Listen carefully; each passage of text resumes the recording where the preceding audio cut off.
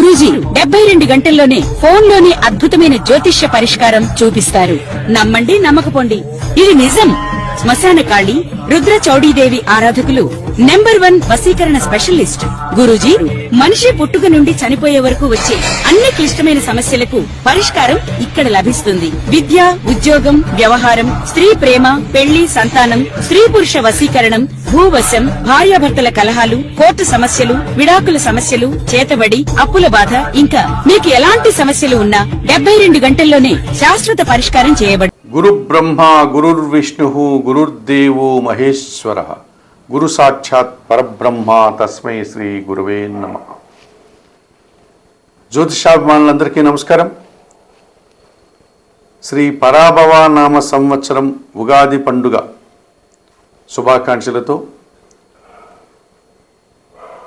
2026 మార్చి నెల 19వ తారీఖు గురువారం రోజు మనకు తెలుగు సంవత్సరం ప్రారంభమవుతోంది. ఈ తెలుగు సంవత్సరాలు 60 సంవత్సరాలు మనకున్నాయి. ఈ 60 సంవత్సరాలకి కూడా తెలుగు 60 పేర్లు పెట్టడం జరిగింది. ప్రభవ నుంచి అక్షయ వరకు 60 పేర్లు మనకు ఈ తెలుగు సంవత్సరాలకు ఉన్నాయి. ఈ 2026 మార్చి 19వ తారీఖు గురువారం రోజు వస్తున్నటువంటి ఈ తెలుగు సంవత్సరానికి, ఈ ఉగాది పండుగకు శ్రీ పరాభవ నామ సంవత్సరం అని పేరు పెట్టడం జరిగింది. ఈ 60 సంవత్సరాలలో ఈ పరాభవ నామ సంవత్సరం 40వ సంఖ్య. ఇప్పుడు గతంలో శ్రీ విశ్వావసు నామ సంవత్సరం అయిపోయింది కదా గత ఏడాది, దాని సంఖ్య 39. ఇక 2027 ఏప్రిల్ నెల 6వ తారీఖున మరొక ఉగాది పండుగ రాబోతుంది. దీని తర్వాత పరాభవ నామ సంవత్సరం తర్వాత ఆ ఉగాది పండుగ, ఆ సంవత్సరం పేరు శ్రీ ప్లవంగ నామ సంవత్సరం. అది 41వ సంవత్సరం.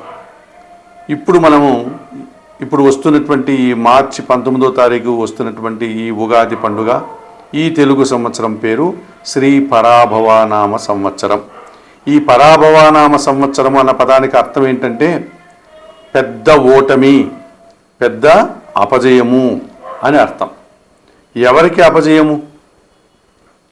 ఇద్దరు శత్రువులు ఉన్నారనుకోండి, అందులో ఒకరు ఓటమిని పాలవుతారు. అయితే ఈ సంవత్సరము అందరూ ఓటమి పాలయ్యేటువంటి అవకాశం ఉంటుంది. రాజకీయ నాయకులు కానీ, రాజకీయ పార్టీలు కానీ, వ్యాపారవేత్తలు కానీ, మనుష్యులు కానీ, ఎవరైనా సరే ఓటమి పాలు, పరాజయం, అపజయాలు ఎక్కువ అవుతూ ఉంటాయి. ఓటమి రుచి చూడాల్సి ఉంటుంది ఈ సంవత్సరము అని దీనికి అర్థం. అయితే మన పెద్దవాళ్ళు కేవలం అటువంటి సాధారణమైనటువంటి అర్థంతో ఈ పరాభవ నామ సంవత్సరాన్ని ఆ పేరు పెట్టలేదు.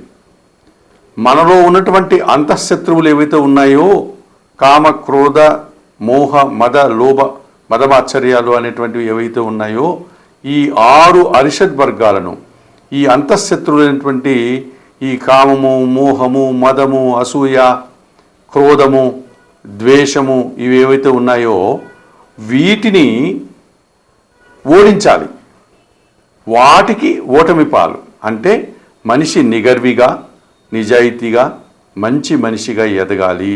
ఈ చెడు ఓటమి పాలు కావాలి. ఈ చెడు లక్షణాలను మనం ఓడించాలి అన్నటువంటి ఒక సదుద్దేశంతో, ఒక పరమార్థాన్ని ఈ పండగ పేరుగా, ఈ సంవత్సరం పేరుగా మన పెద్దలు చెప్పడం జరిగింది. ఈ సంవత్సరం మనకు నవగ్రహాలలో దేవగురువు అయినటువంటి బృహస్పతి గురువు జూన్ నెల 2వ తారీఖు వరకు మిథున రాశిలో ఉండి, జూన్ నెల 2వ తారీఖున ఉదయం పూట 6 గంటలకంతా ఆయన కర్కాటక రాశిలోనికి ప్రవేశిస్తాడు. సో గురువు మిథున రాశి నుంచి కర్కాటక రాశిలోనికి ప్రవేశిస్తాడు. ఆ తర్వాత ఆయన కర్కాటక రాశిలోనే ఈ రాబోయే తెలుగు సంవత్సరం 2027 ఏప్రిల్ 6 వరకు ఆయన కర్కాటక రాశిలో సంచరిస్తాడు. నవంబరు, డిసెంబర్ మాసాల్లో ఆయన ముందుకు వెళ్ళి మళ్ళీ తిరిగి కర్కాటక రాశిలోనికి వస్తాడు. ఒక 2 నెలల కాలంలో ఇలాంటి చిన్న మార్పు జరుగుతుంది. అంతకుమించి గురువు జూన్ వరకు మిథున రాశిలో, జూన్ 2 తర్వాత కర్కాటక రాశిలోనే ప్రధానంగా ఆయన సంచారం ఉంటుంది.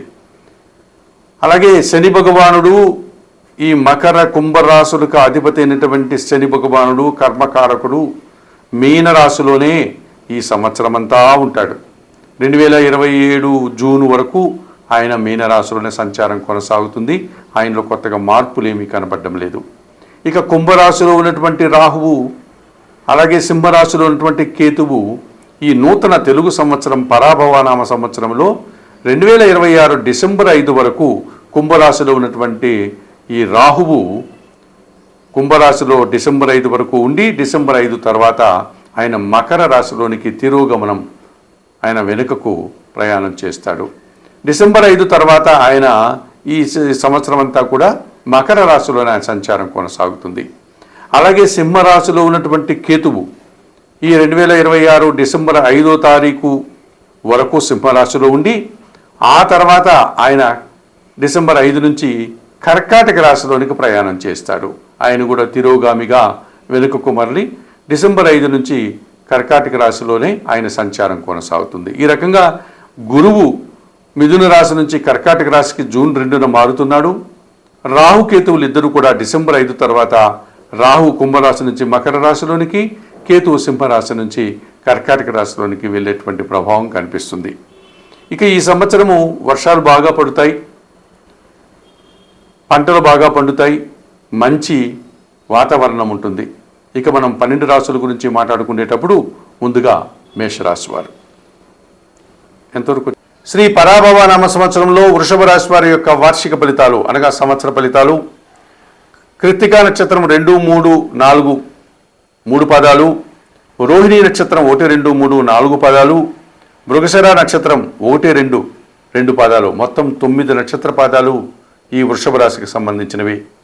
ఈ పరాభవనామ సంవత్సరంలో వృషభ రాశి వారికి ఆదాయం 5, వ్యయం 14, రాజ్యపూజ్యం 5, అవమానం 4గా చెప్పడం జరిగింది.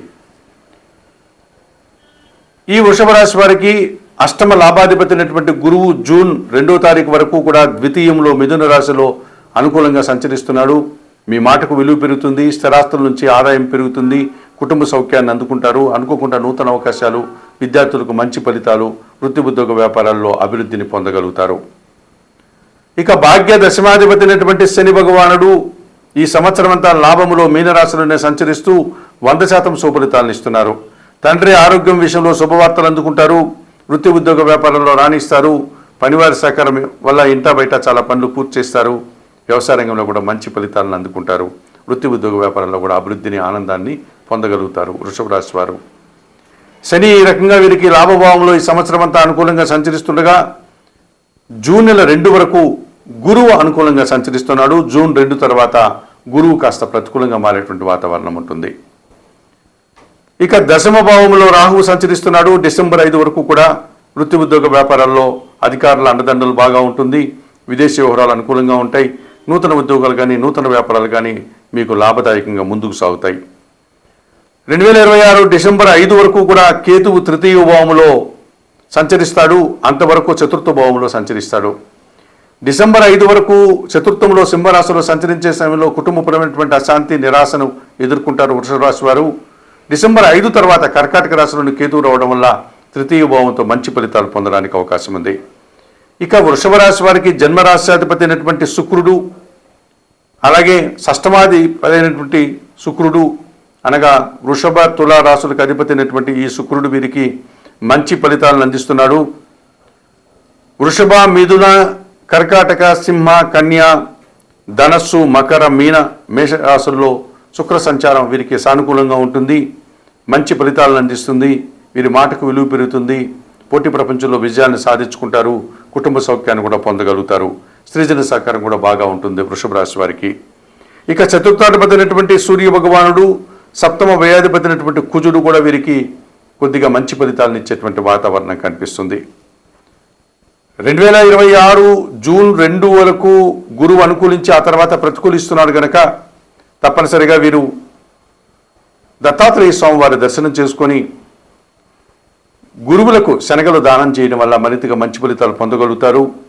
డిసెంబర్ 5 వరకు చతుర్థంలో కేతు సంచారం ఉంది కనుక నిత్య గణపతి ఆరాధన చేసుకోండి. అలాగే డిసెంబర్ 5 వరకు దశమిలో రాహు సంచరిస్తున్నాడు. డిసెంబర్ 5 తర్వాత రాహు భాగ్యంలోనికి వెళ్ళడం వల్ల తండ్రి ఆరోగ్యం విషయంలో జాగ్రత్తలు తీసుకోవాలి. కనకదుర్గాదేవిని దర్శించడం వల్ల ఈ వృషభ రాశి వారు మరింతగా మంచి ఫలితాలను పొందగలరు.